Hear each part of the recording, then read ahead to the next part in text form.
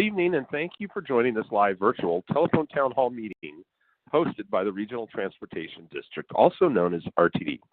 I'm Roger, and I'll be your moderator tonight as we have a conversation with RTD Director Lynn Guissinger, who represents District O. District O includes Boulder County, the town of Superior, and the cities of Louisville and Boulder. We also have agency staff joining us to answer your questions, and they'll introduce themselves later during the call. Tonight, we will be covering several topics, including customer safety initiatives, RTD spare study and equity analysis, current recruitment efforts, and the next steps for Reimagine RTD. This is your opportunity to share your thoughts about RTD and ask questions. If this is the first time that you are on a virtual telephone town hall, here's how it works. To ask a question, just press *3 on your telephone keypad, and you'll be transferred to an operator who will take down some basic information and get you in the queue. Once the operator has your information, you can listen to the conversation until it's your turn. And then when I call out your name, please repeat your question for our live audience. We want to answer as many questions as we possibly can tonight, so please be brief when it's your turn.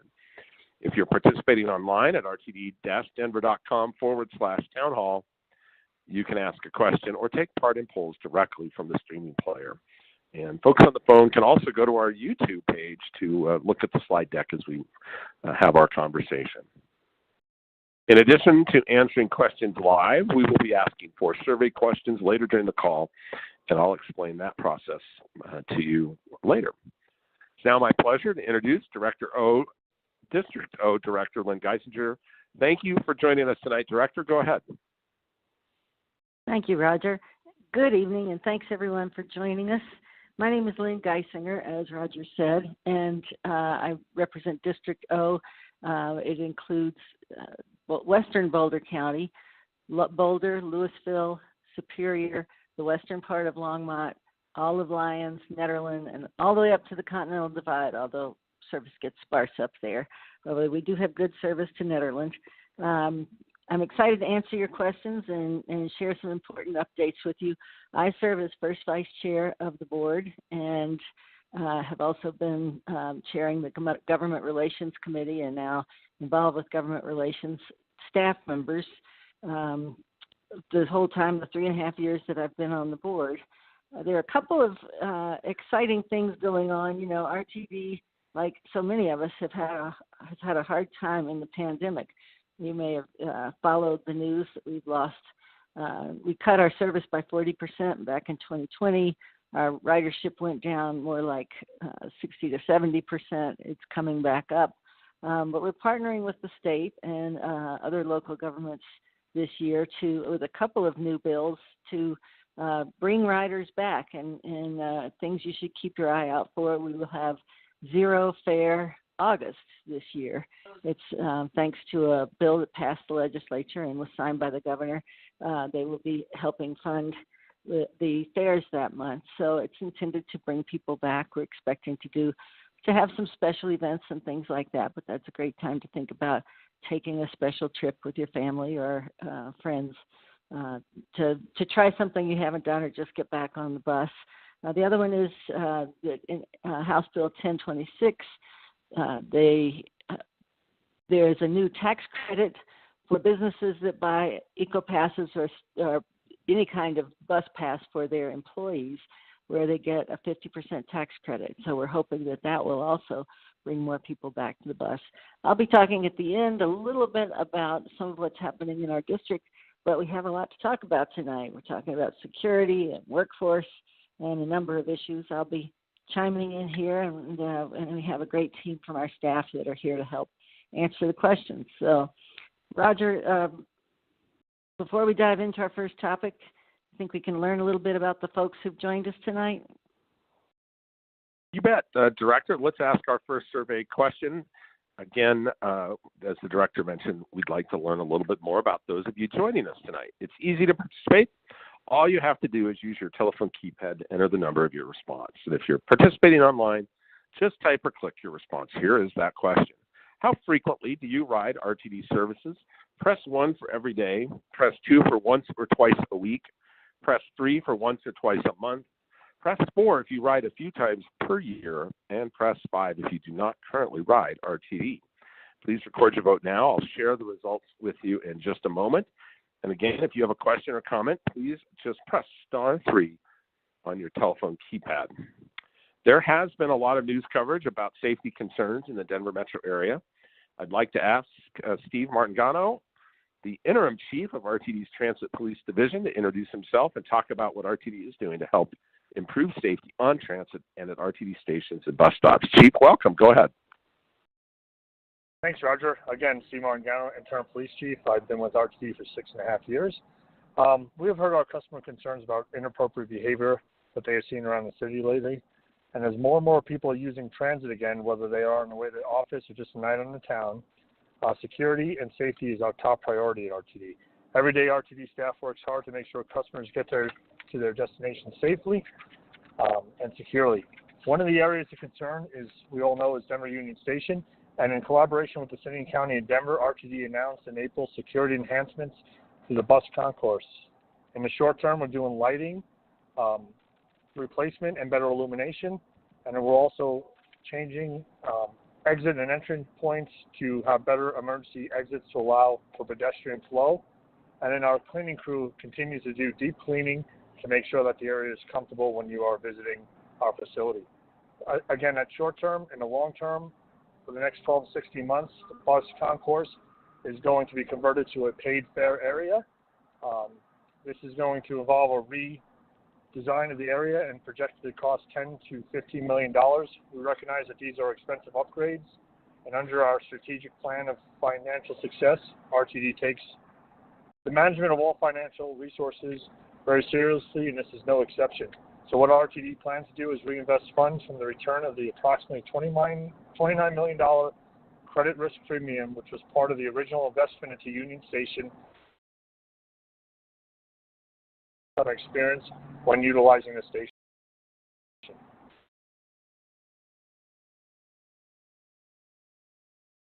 Steve, you're going in and out a little bit there. Director, there's a lot going on down there. How can customers stay up to date on these changes?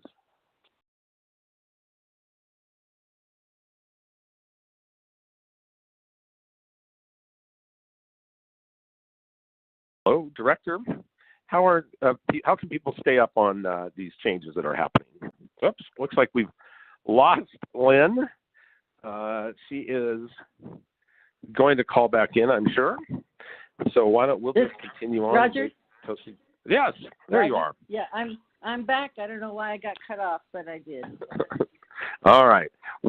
Steve was just talking about all of the enhancements at Denver Union Station. How can customers stay up to date on all these changes? Well, RTD has launched a web page that I think is very good, and it's dedicated to providing updates on the enhancements at Union Station. The web page is rtd-denver.com, our usual website, /projects/restoring-DUS. And customers can sign up for a newsletter there and can see the enhancements that are listed there. RTD is making other changes to ensure customers are safe when traveling.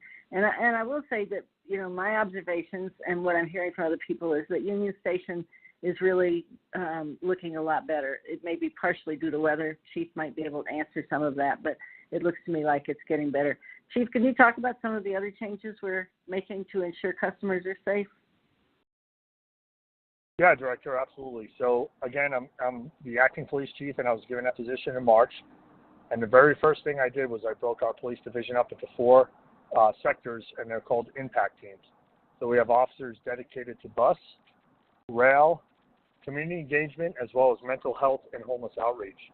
For those that don't know, RTD was the first public transportation agency in the country to pair mental health clinicians with police officers in a co-responder unit. We currently have 4 mental health clinicians on our staff, and we also received a federal grant where we have the homeless outreach coordinator that is assisting us with homeless issues. We also utilize secondary employment from local police departments. Currently, we have contracts with Denver, Aurora, and Thornton PD. And then probably the first faces you see is our security officers. We have currently a contract with Allied Universal. The amount of the contract allows us to have 295 security personnel out there covering our facilities and our alignments. So with these changes in partnership, departments helps RTD quickly respond to customer safety issues.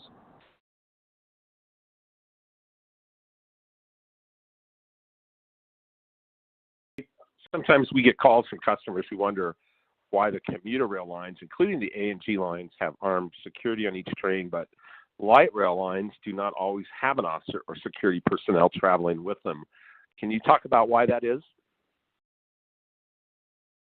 Oh, Roger, that's a great question, and one we get all the time. The reason why that is the Federal Railroad Administration, also known as the FRA, requires a second crew member to be present on all commuter rail vehicles. This requirement is not required for our light rail vehicles, but while we do not have security personnel on every light rail vehicle trip, our rail impact team, as I mentioned earlier, as well as our security officers, they do ride the system daily, they check fare, and they ensure customers are traveling safety. But there is one tool out there that we encourage our customers to utilize. It's our Transit Watch app. The Transit Watch app, it's a free downloadable app on both Apple and Android platforms. It allows customers to report security and safety concerns easily and discreetly. For individuals that don't have a smartphone or can't download the app, you can call us at 303-299-2911. So whether you're utilizing the app or calling us on that phone number, again, 303-299-2911, it goes directly to one of our 2 police dispatch centers. What I ask you to do is please be as specific as possible in reporting a situation, include your location, and please provide any descriptions of persons involved. So whenever you do call us or utilize the app, you are helping our team resolve situations and providing information that helps us determine where we should be focusing our resources. All right, thank you, Chief. Again, you can download the Transit Watch app on both your Apple and Android smartphones. And if you don't have a smartphone, you can reach RTD's Transit Police anytime at 303-299-2911. For those, before we take your questions, here's the answer to our first survey question. Again, we asked how frequently do you ride RTD's services? And 31% do not currently ride RTD, 25% ride it once or twice a month, and 20% of you ride it once or twice a week. We appreciate those of you that do take transit. It's environmentally friendly and helps reduce both pollution and congestion.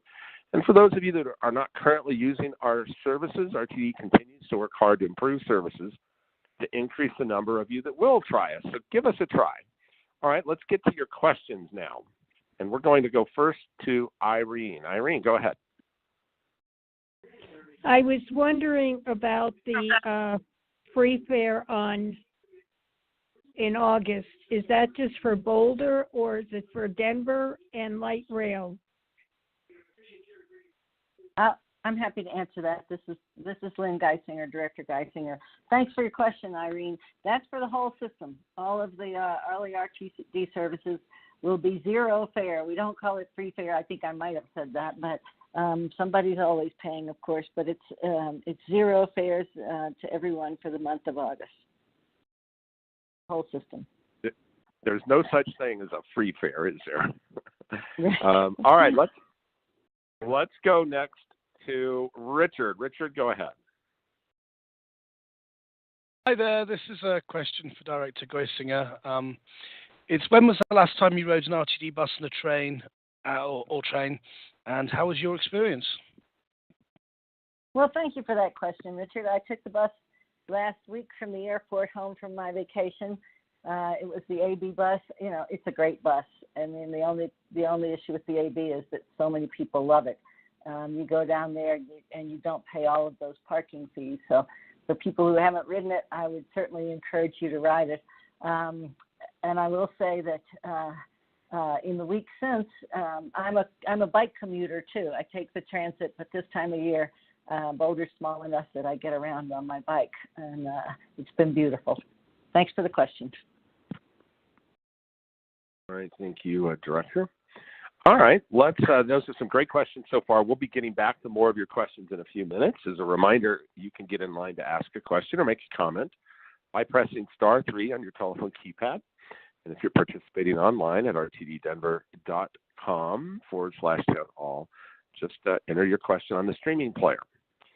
Let's move on to our first topic, or our next topic for tonight's call, RTD's Fair Study and Equity Analysis.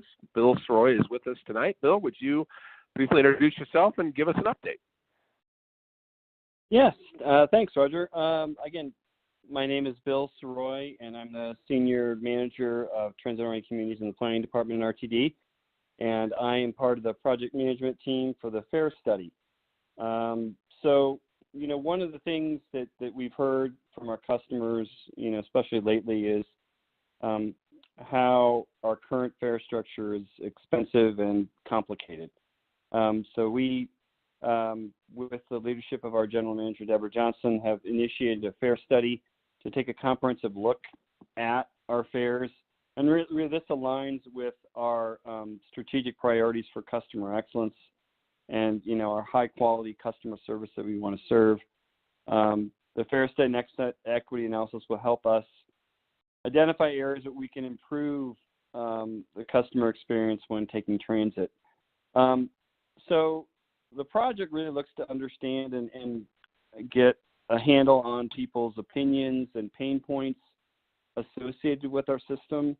And then, to date, we have had kind of completed our first round of outreach, and that outreach was focused on kind of people's feedback on a current fare system. So what do they like? What do they don't like? How would they improve it? So we've taken that feedback in many different forms. We've had a couple of public meetings. We've one conducted in English and one in Spanish. We've had a customer survey, or a survey that we've put out, which we've got a pretty good response. We've got over 2,400 responses, and that survey was done in multiple languages. And we've had a series of community partners that we've worked with who, are focused on relationships directly with the community and nonprofits that work directly with some underrepresented populations that we're excited about. So I think one of the things the board is most excited about is the extensive community engagement and the different ways that you're reaching out to different communities. Is the community engagement continuing? Where's the process currently? Thank you, Director Guissinger. Well, like I said, we've just completed our first kind of round of public engagement, and we're just starting that next round, which is going to be focused on more kind of on broader concepts related to kind of how we may address some issues like discounts. A common theme that we've heard is simplifying that.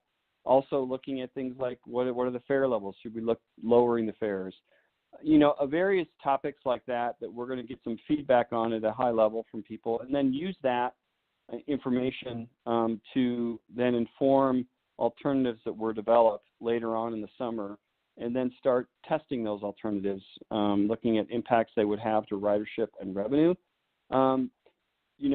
We're going to be expecting that, once we get through that kind of feedback and we present that to people and get some feedback from, those metrics and measuring how, those different ways of changing our fares would impact those metrics and other things, that, use that information to then kind of develop kind of a hybrid or a recommended alternative that we would then take forward to the board in early part of next year, which would then the board would kind of bless, and then we go out with a formal public hearing process and get that direct feedback, and then conduct an equity analysis associated with that, and then bring a final recommendation back to the board in the spring.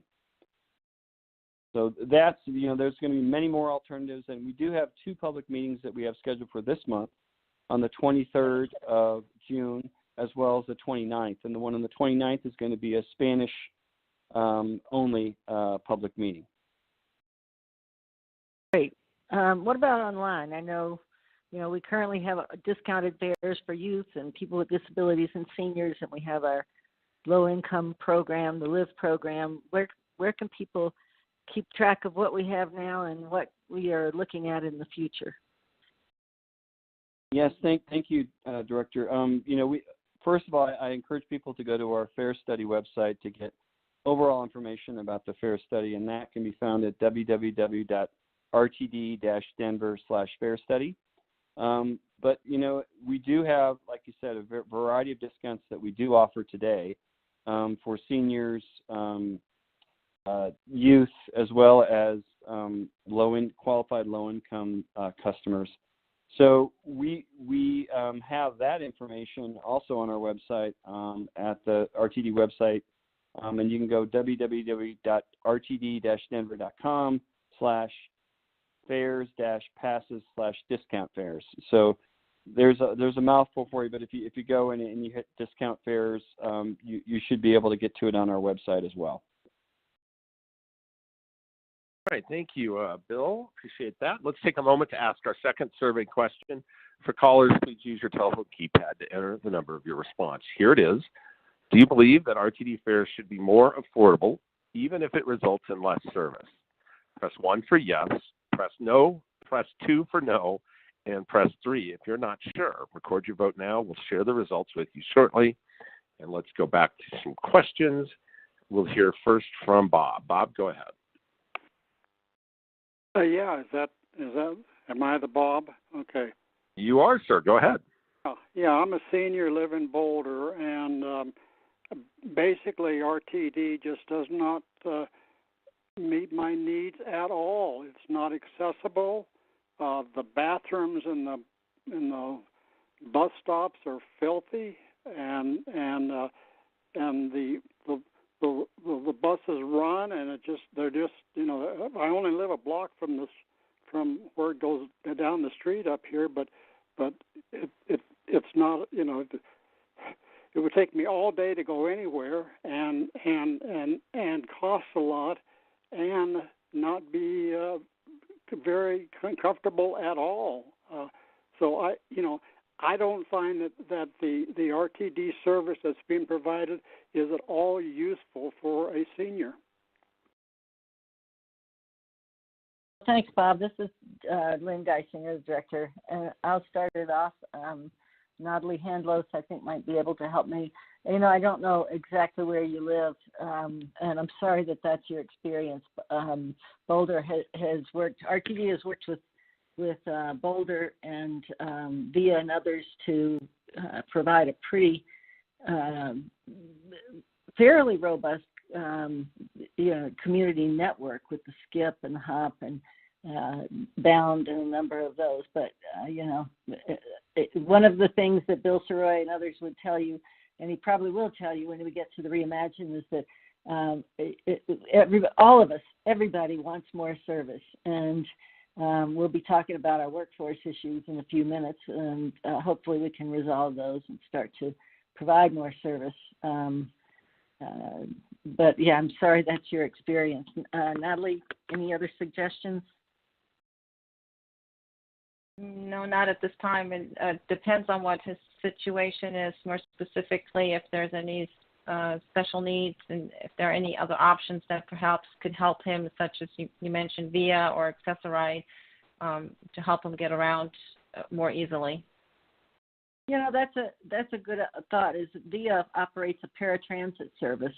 Accessoride is one that you could look that up on the RTD website, and that's one you can qualify for. It usually, is based on disability, but the paratransit service you can Google VIA and see what they're offering. All right, we have an online question that came in from Joey. He asked, or she asked, I'm not sure, the FF2 made RTD a more efficient option for travel between Denver and Boulder, and I loved this line. Are there plans for reopening this line, and will it be open during Zero Fare August? This is Lynn Guissinger again. Go ahead, Director. Have at it. Okay. Everybody loves the FF2, right, Natalie? People who are going from Boulder to Denver, and I am one of them. We're going to talk about Reimagine RTD and the system optimization plan. And the FF2, which is the express bus to Denver to Union Station, and the FF4, which goes from Boulder Junction down through Table Mesa and down to Civic Center, and both very popular buses, are both scheduled to come back in the system optimization plan. It's a 5-year plan, and the problem right now is as we will talk about in a minute, it's workforce. It's getting the operators and mechanics and the others that we need to increase the service. Natalie might be able to address, the services, the ridership is coming back. It's still not where it was before, but we recognize that, that's always a chicken and egg. If we bring the FF2 back, we'd probably get more people back. But again, we have workforce issues. It will not be back in Free Fare August. It will be the FF1 that's running in Free Fare August. But it's a great time to turn out and fill those buses and, help make the argument to bring the FF2 back. Great. Let's hear from Kevin next. Kevin, go ahead. Yeah, I have a general question about the, I believe it's called the B line that was supposed to be in for the commuter rail that went from Denver to Longmont. I'd like to know the progress of that, and if that's not going to be built within the next 2 to 4 years, if there's a chance that we could stop paying that tax since we aren't getting what we were promised. I'll start that one off too. This is Director Guissinger. The extension of the B line up through Louisville and Boulder and Longmont is not a light rail. It's a commuter rail. It would run on the BNSF rail line, and the board has just authorized a study for peak period service, which would be 3 trains going from Longmont to Denver in the morning and 3 trains coming back in the evening. In terms of managing expectations, RTD doesn't have the money for building the Northwest Rail right now, but the state has just the legislature just created the Front Range Passenger Rail District. It has taxing authority, and it has begun meeting. It's sort of a long term. Nothing's going to happen in the next 2 to 4 years. It's a much longer horizon. Even if we get Front Range Passenger Rail, the hope would be that program would help put together the funding that we need to also move forward with peak period rail in Northwest Rail. We've got an $8 million study going. We'll see what we learn in terms of ridership and costs and all of those things. And then I think, we'll have to have some additional conversations. In terms of not paying the tax, I'll address this a little more at the end, that in terms of Highway 119 and some of the ways, that we are trying to help move people around, that your taxes are going to help. All right, thank you, Director. I'll read a comment we got online from Bonnie. She says, I'm an elder, and the RTD station's restrooms for women is clean when I use it. I also use Skip and Jump and find them quite usable. So we thank you for that input, Bonnie. Let's hear the results of our second survey question. Again, we asked, do you believe that RTD fares should be more affordable, even if it results in less services? And 46% of you said no, 37% said not sure, and 17% said yes. We appreciate your input, and we've got a couple more survey questions later in the call. For those of you that joined late, good evening. This is a live virtual telephone town hall hosted by the Regional Transportation District. I'm Roger, your moderator, as we talk with District O Director Lynn Guissinger. We also have agency staff joining the director to answer your questions. And as a reminder, you can ask a question or make a comment by pressing *3 on your telephone keypad. Let's go back to our next question. And why don't we go to Mickey? Mickey, go ahead.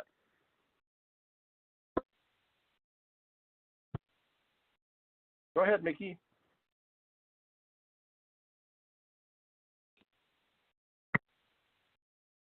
Mickey, you may be muted. We'll go on to Matthew. Matthew, go ahead. Hey, I wanted to comment first about Union Station. It had been an absolute disaster to the point where it came down one night where I said if I go back, it's just, I mean, I'm asking for trouble. And you know what? I ended up calling you guys, calling the mayor's office, calling this and that. And later on that night, I ended up going back to Union Station, and it was day and night. I know you guys have been working hard to clean it up, but you know what? It's still, I mean, it's still like it is better than it was, and I understand you have plans and this and that, and but it's absolutely disgusting down there. It really is. And I know you guys have been addressing it, but I think it needs. I don't understand why it's taking so long. To start with, and then one of my big things is I have a question. Are electric scooters allowed, or are they not allowed to be brought either, you know, and put under the seat or under the bus? Because it seems, you know, whatever driver's driving, it's their rules. And you know what? It's very difficult to operate that way. I mean, if they're not allowed, they're not allowed. But if they are allowed, they are allowed. But I would like some clarification for that. All right, who'd like to start? Several good questions. This is Bill. I'll address the scooter question. You know, that's an issue that I know it's come to light, both e-scooters and e-bikes. We are updating our policy as we speak. We have an internal group that's been meeting. I think, you know, my experience with the scooters is that, you know, if it's your own personal scooter and it folds up, you a lot of times will have you know, some drivers that will allow you on. I know on the train, I do see them all the time. We're going to be clarifying that in this update to our policy. Similarly, on e-bikes, we can allow some e-bikes. We can't allow any of the commercial e-bikes, the ones that the Lyft or the Lime bikes that are here in Denver, and or the Lyft or Lime scooters that are in Denver. Those aren't allowed on our vehicles. All right, thank you. Mickey is back. Let's go back and see if we can get a question. Hey there. Right. Hello. Hey. Yeah. So I guess two-parter. First part is, I mean, if ridership is down, why not make more like higher demand locations? So say like a bus that would take you from Boulder to Breckenridge during like the winter months, and really profit off skiers, which would also reduce congestion on I-70. Yeah, actually, that's the first part. That's fine.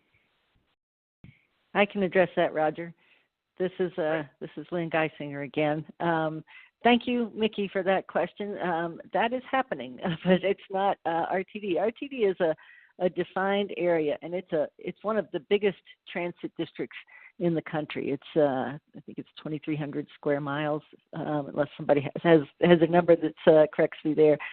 In terms of destinations in the mountains, you know, our service here at Boulder up to Nederland is wonderful year round. You can take your bike, you can go up and hike, you can take it up all the way to Eldora during ski season.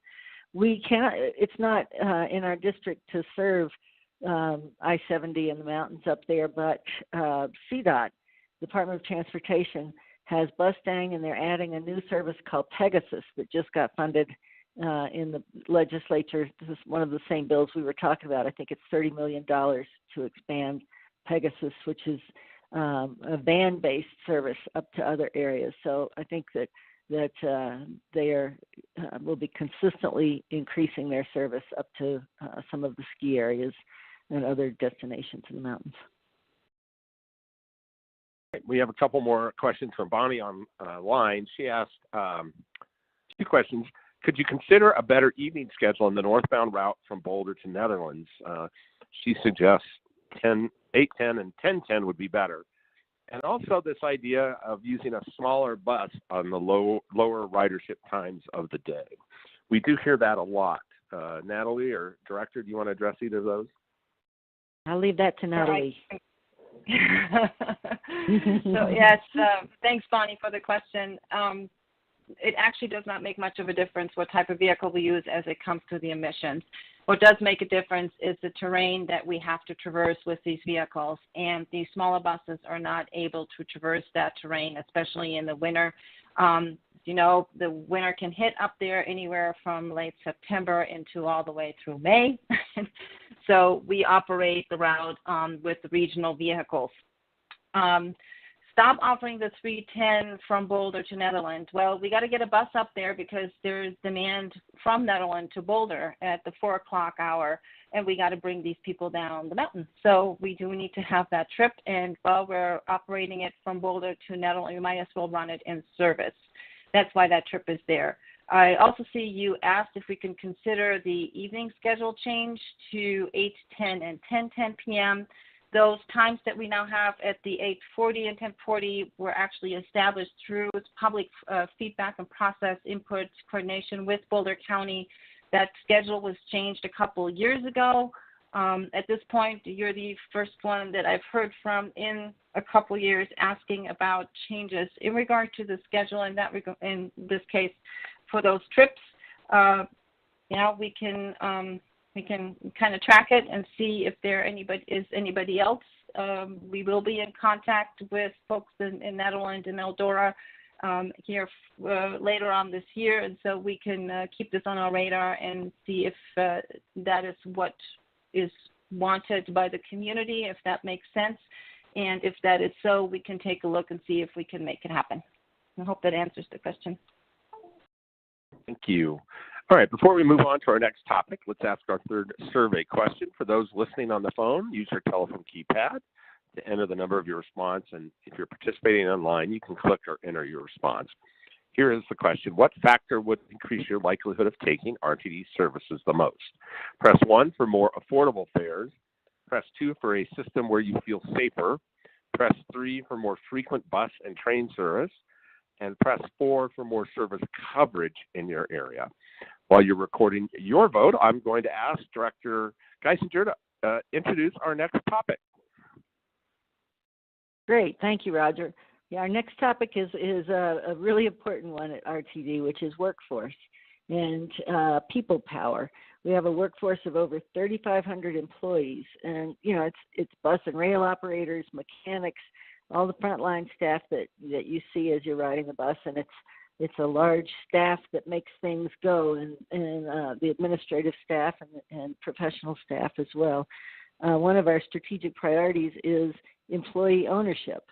So that means that we are seeking to attract and retain a highly skilled and engaged workforce and keep our workforce happy working there. So we're people who move people, and we work to help keep the system reliable. So if you know anyone that's interested, please have them look at some of RTD's open positions. Many of those positions are eligible for a $4,000 signing bonus.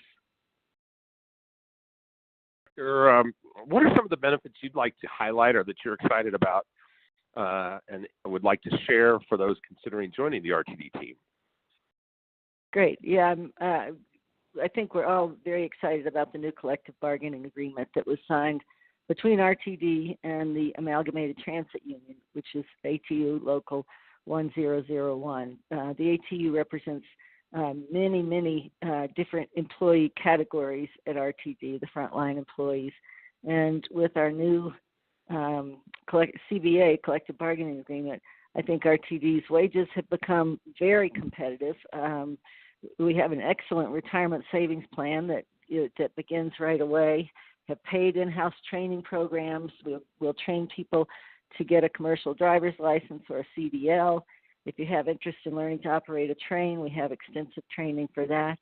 So the open positions are listed on RTD's website. It's rtd-denver.com/careers.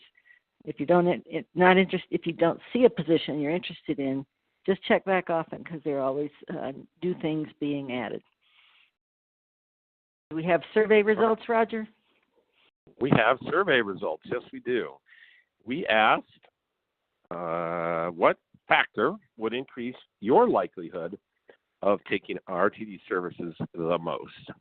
And 41% said more service in your area, more service coverage in your area. Not surprising, given the size of your district director. Second was more frequent bus and train service. Another 41% of you selected that one. And finally, 18% said a safer system.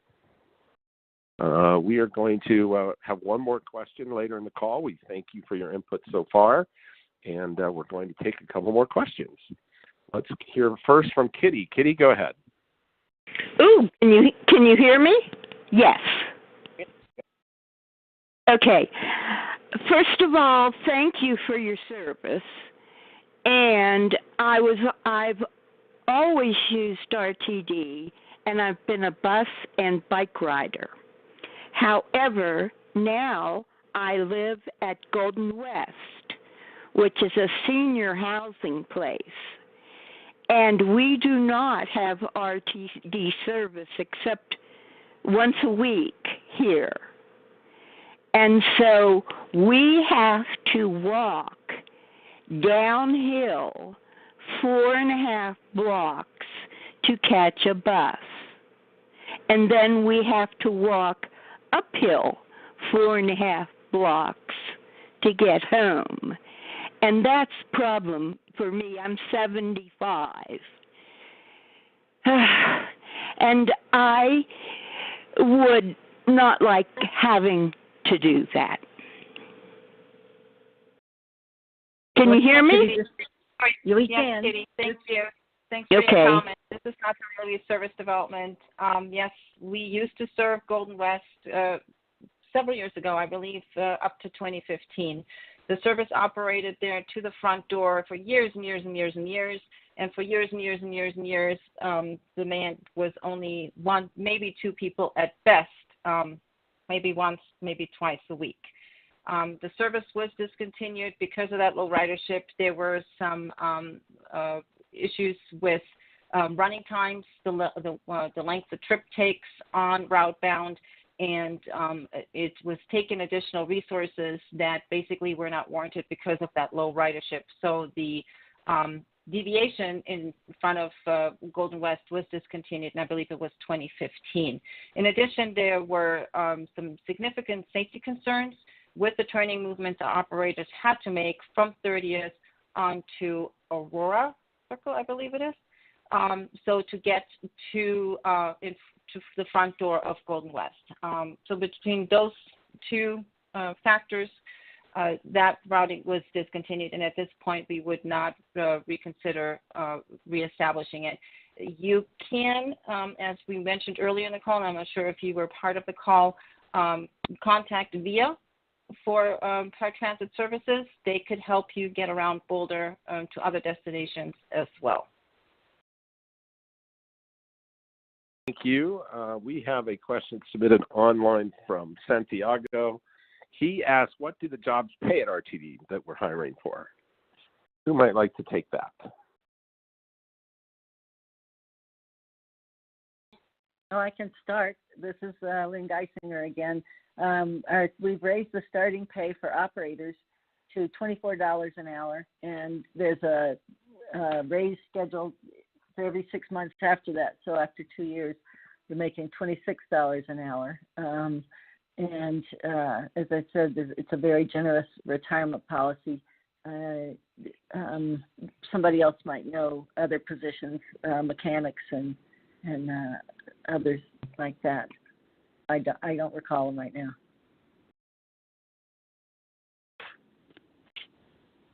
Bill, do you want to take that one? I have to claim that I do not know what the salaries for. I am looking. I'm looking it up real quickly. I believe they start out a little higher than our operators, probably in the upper 20s. That's right. And then like Director Guissinger said, I think they have a scheduled regular increase over the next year. That I think all of our operators and mechanics are getting a 25% increase overall. I'm seeing now online that bus and rail operators start at $24 an hour. Body shop techs start at $27.98 an hour.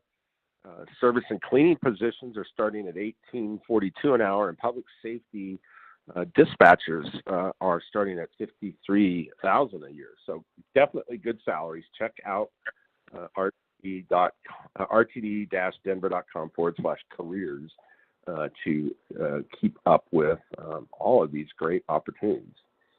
All right, let's talk about Reimagine RTD, the agency's plan for the next 5 years. Bill, do you want to come back and provide an update? Sure. Thanks, Roger. So at RTD, again, we are a strong community partner, and we really do value our customers, like I've said before. It's our first strategic priority in terms of customer value. And, Reimagine really is intended to address that, because one of the things that we're trying to do with Reimagine is trying to figure out what's next for the agency. We're looking at both kind of a short-term and a longer-term time frame for that. But I think as we've initiated this process prior to the pandemic, but as we all seen the impacts of the pandemic it has on RTD and the transit industry as a whole has been pretty devastating. I mean, we were forced to cut service by 40% in April 2020. We've kind of been rebuilding from there, so we kind of have a new baseline that we're building from, and there's some uncertainty for the future just because of some of the, what are people's work patterns going to be, and where, are people going to be coming back to downtown. There's been several articles lately about, when and how that will happen, because like I'm sure many of you work hybrid shift hours now that weren't working prior to the pandemic, and that's impacting ridership. So with Reimagine, we have the system optimization plan, which is our shorter term focus on what kind of service can we provide over the next 5 years. Really, it's really looking at balancing the needs and demand for service with our fiscal capabilities and workforce capabilities, even more importantly. As like Director Guissinger said, we have some real challenges on the workforce side, and we need to build up our operating base in order to add more service. We also have the mobility plan for the future, which is our longer term approach to what's next. That's focused on our longer term strategies for the agency between now and 2050, and what does the agency have to do to grow and evolve and address issues like zero emission vehicles and workforce and technology, and how do we incorporate technology better into how we operate our system. So we've got we put out a system optimization plan at the beginning of the year, and we've received a lot of comments on that, over 1,600 comments, and we're responding to those. I think the challenges, Director Guissinger mentioned this earlier in the call, everybody wants more service, and unfortunately, because of our resource issues, particularly with our operators, we can't provide the service that everybody wants. And so what we're trying to do with the system optimization plan is try to define a sustainable level of service that we can hopefully get to by 2027. Now, some of that service requires a growth and assumption of increase in operators. So as we just adopted this new collective bargaining agreement with our union, we're watching and seeing how the trends go with our workforce, and we're all crossing our fingers for improvements on the workforce side so we can add more service. The mobility plan for the future is, like I said, going through 2050, and we're going to be taking both plans to the board in July. We will be having the board look at considering adopting the system optimization plan and accepting the mobility plan for the future, again, because that's a little bit more, again, futuristic. It's going to have some things that we know are going to change because it's a 30-year time horizon. So, we're excited about this, and hopefully, again, if you want to check any of it online, you can just go to the RTD website and hit Reimagine, and it'll take you to our kind of a separate project study website. All right. Thank you, Bill. Let's go back and take a question from Martin. Go ahead, Martin.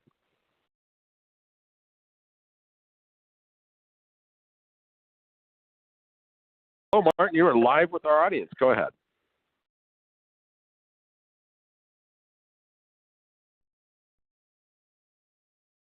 All right, we've lost Martin. Let's go to Matthew next. Matthew, go ahead.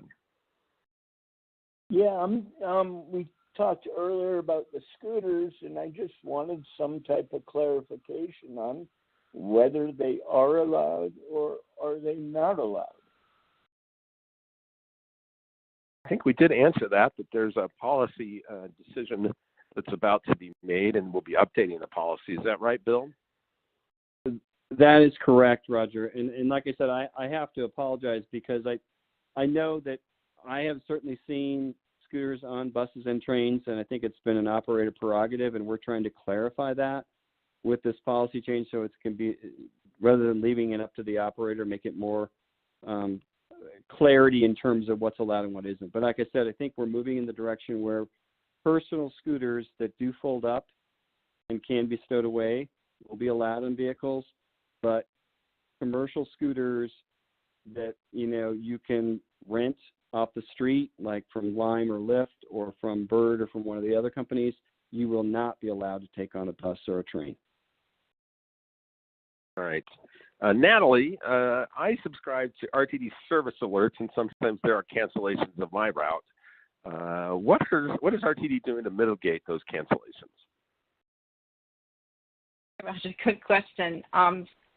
We actually try to ensure that all scheduled trips are operated as best as possible, and we definitely make sure that the last trip on each route is operated to make sure that people can get home.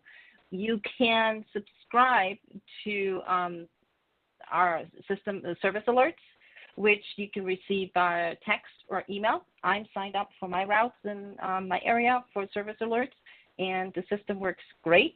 You get a message that tells you right then and there which trips are canceled or delayed or for whatever reason, and so you can have the information right at hand. You can also use NextRide and the Trip Planner on the RTD website for that information. Again, I think the service alerts are best because it's right there in your hand and you can see what's going on. Natalie, I know RTD does not and tries not to cancel back-to-back trips, and nor do they try to cancel the final trip of the evening so that people can get back to home. Is that correct? That is correct, yes. We can't always guarantee that. We definitely try not to. Again, it depends on our resources at hand, but definitely the last trip of the route to make sure people can get back home or get to where they need to is a high priority. All right, thank you. We have one more survey question for this evening. Callers, just use your telephone keypad to enter the number of your response. If you're participating online, click or enter your answer. Here's that question. How satisfied are you with RTD services overall? Press 1 for very satisfied, press 2 for satisfied, press 3 for somewhat dissatisfied, and press 4 for very dissatisfied. Director, we're almost out of time this evening. What else would you like to share with the audience about RTD in general or your district specifically? Thanks so much, Roger, and thanks to all of our staff and others who've been answering questions, and to all of you who participated. I'll mention a couple of things. Highway 119 is a very exciting project to me because it started in 2014, and it's involved a number of different groups: RTD, CDOT, Boulder County, the City of Boulder, City of Longmont, and it's 119 between Boulder and Longmont. And if you've driven it lately, it can be very, very busy. And so there's a plan that involves queue jumps, additional lanes at the intersections that let the buses get a jump on the traffic, and other intersection improvements, and a bikeway that will, like the bikeway on Highway 36, it will run through up the whole distance. This one will be between the two lanes because there's so much space. So I think we're up to $115 million cobbled together. RTD has authorized the first payment of the first $5 million of the $33 million that we have budgeted towards the project to try to get bus rapid transit going there. And somebody asked, I saw a question that may have gone away about getting bus service from Longmont into downtown Boulder, and that will be the focus. They're kind of two different routes that would be going, but to get faster, more consistent bus service on that lane will be really good. And one other thing I would mention is the But right now, Commuting Solutions has a Flatiron Flyer Challenge that you can go to their website, commutingsolutions.org, and get a free regional pass that you can take to take the Flatiron Flyer down to Denver.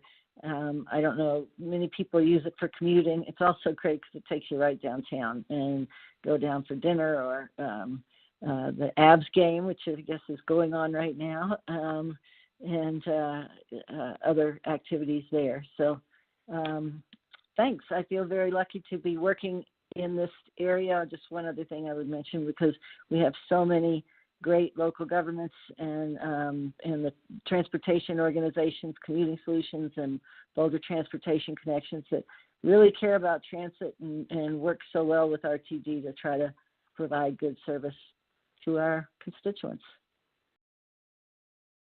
All right, thank you. Let's take one more question that came in online. Oh, you just answered that, really. But Elaine asked, when will we see restored service to the GS line and to Boulder Junction? Natalie? Or I think, well, I'll start there. Both of those there is service coming back to both of those in the system optimization plan, which is the 5-year plan. Again, there are no plans in the short term that are committing to when those will start because of our workforce issues. We have to get more operators and more mechanics and other positions filled. But the FF4 that goes from Boulder Junction down to Civic Center, the AB2 is scheduled to come back, and I think there may be one other one, Natalie. Is that right, to Boulder Junction? If those were the ones to Boulder Junction, you had the FF2 was the other route we have on the list. And then the 206 is already operating, but we're not sure if it's going to come back into Boulder Junction. City of Boulder is looking to reroute or make changes to the hop, which would be serving the Boulder Junction area, and we'll look to continue the Bolt to serve Boulder Junction on street. All right, thank you for that. Here are the results of our final survey question. Again, we asked, how satisfied are you with RTD services overall? 50% of you said satisfied, and 30% said very satisfied. Director, you have the happiest district we've spoken to so far. 10% also said dissatisfied, somewhat dissatisfied, and 10% said very dissatisfied. But we appreciate that feedback and are happy to hear so many people up there are enjoying our services, and we appreciate that. Well, Director, we have come to the last minute of our town hall. Do you have some final remarks? Those were pretty much my final remarks. We have another project underway, account-based ticketing, which will simplify our ticketless way of allowing people to travel, where they can tap or scan a smart card or a mobile device or credit card. That's underway, and we hope that we'll be getting that going soon. Again, thanks so much to all of you who attended tonight, and you can always find me at rtd-denver.com, and you can just look up board and you'll see my picture and my email address, and I think my phone number's there. And so if you have questions that we didn't answer tonight or things that come up along the way, please feel free to reach out. Thank you, Director. We are sorry if we did not get to your question tonight, but you can still leave us a message, comment, or question. Just stay on the line and you will be directed to a voicemail system. On behalf of Director Lynn Guissinger, our panelists tonight, and the hardworking public servants at RTD, thank you for taking part in this conversation. Have a great evening and go Avs.